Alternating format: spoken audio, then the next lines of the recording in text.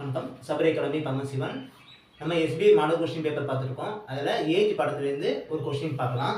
Question கவனிங்க. Sonal age 4 years hence will be equal to Radhika's age 5 years ago. என்ன சொல்லியிருக்காங்கன்னா, Sonal age வந்து 4 yearsக்கு அப்புறம் என்ன இருக்குமோ அதே ஏஜ் தான் ராதிகாவுக்கு 5 yearsக்கு முன்னாடி இருந்திருக்கு.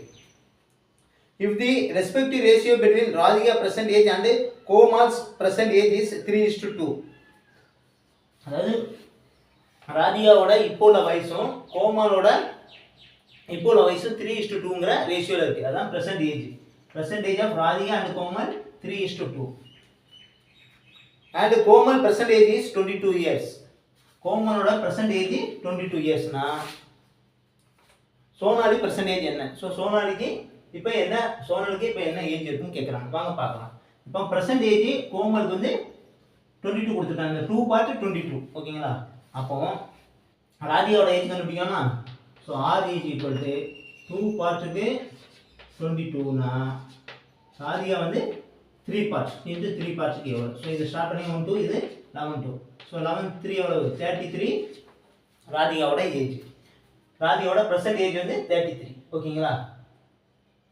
இப்போ ராதிகாவுக்கு ப்ரெசன்ட் ஏஜ் 33னா 5 years எகோ என்ன இருக்கும் பாருங்க. ஸோ 5 yearsக்கு எகோ.